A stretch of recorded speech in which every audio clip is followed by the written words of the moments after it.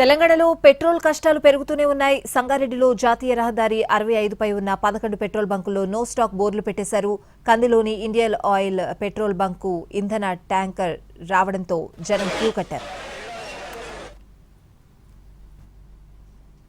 మెదక్ జిల్లాలో పెట్రోల్ లేక కొన్ని పెట్రోల్ బంకులు వెలవెలబోతుంటే పెట్రోల్ స్టాక్ వచ్చినటువంటి పెట్రోల్ బంకులు మాత్రం రద్దీగా మారుతున్నాయి. నేను ప్రస్తుతం సంగారెడ్డిలో ఉన్నటువంటి కందికి సమీపంలో ఉన్నటువంటి ఇండియన్ ఆయిల్ పెట్రోల్ బంక్ వద్ద ఉన్నాను. మనం విజువల్స్లో చూడొచ్చు. కాసేపటి క్రితమే ఇక్కడ పెట్రోల్ స్టాక్ వచ్చింది. దీంతో ఈ విషయం తెలుసుకున్నటువంటి వాహనదారులంతా కూడా తమ బైకులతో కార్లతో కూడా మొత్తం ఈ పెట్రోల్ బంకుకు క్యూ కట్టారు. డీజిల్ కోసం పెట్రోల్ కోసం మాత్రం వారంతా కూడా తంటాలు పడుతున్నటువంటి సిచ్యువేషన్ అయితే మనకి ఇక్కడ కనిపిస్తుంది. మనం విజువల్స్లో చూడొచ్చు. వందలాది వాహనాలు, ఇటు వందలాది బైకులు కావచ్చు, పదుల సంఖ్యలో కార్లు, అలాగే ప్రైవేట్ వాహనాలన్నీ కూడా ఇక్కడ పెట్రోలు డీజిల్ తమ వాహనాల్లో నింపించుకోవడానికి మాత్రం ఇక్కడ క్యూ కడుతున్నటువంటి సిచ్యువేషన్ అయితే మనకు కనిపిస్తుంది.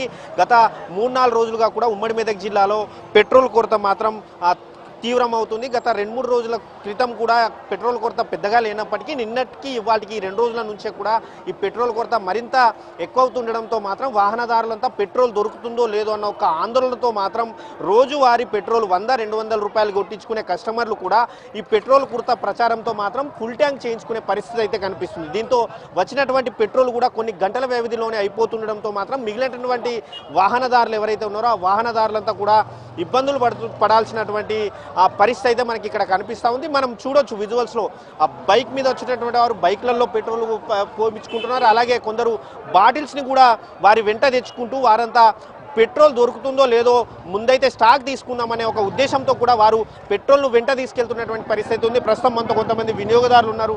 చెప్పండి, అసలు ఎంతసేపు నుంచి వెయిట్ చేసి ఎప్పుడు దొరికింది పెట్రోల్? నిన్నటి సందులో ఎంపుతున్న పెట్రోల్ గురించి 3 రోజులు అవుతుంది కాబట్టి ఈరోజు ఇప్పుడు లైన్లో అర్ధగంట మీద అవుతుంది. ఇప్పుడు 500 పోసుకున్నాయి. రోజు మామూలుగా ఎంత పోపించేది? రోజు 100-200 పోపిస్తే ఎక్కువ అయిపోతుండే. ఇప్పుడు 3 రోజులు అవుతుంది షార్టేజ్ అవుతుంది కాబట్టి చాలా ఇబ్బంది ఉంది.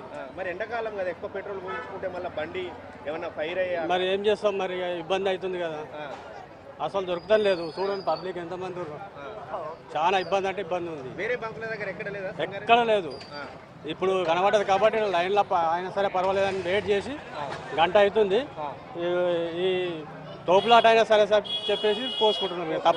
తప్పని పరిస్థితిలో ఇది పరిస్థితి మనం చూడొచ్చు. వారంతా కూడా గంటల వ్యవధి నుంచి కూడా ఇక్కడ వెయిట్ చేస్తూ రోజువారీ పెట్రోల్ 100-200 రూపాయలు పెట్టించుకునేటువంటి వినియోగదారులు కూడా పెట్రోల్ కొరత పుకార్లతోటి మాత్రం 500 రూపాయలు అలాగే ఫుల్ ట్యాంకు కూడా చేయించుకున్నటువంటి ఆ పరిస్థితి అయితే మనకి ఇక్కడ కనిపిస్తుంది. ఓవరాల్గా చూసుకుంటే మాత్రం ఉమ్మడి మెదక్ జిల్లాలో మాత్రం పెట్రోల్ కొరత తీవ్రంగా ఉందన్న ప్రచారంతో మాత్రం వీరంతా కూడా బంకుల వద్ద బారులు తీరినటువంటి సిచ్యువేషన్ అయితే ఉంది.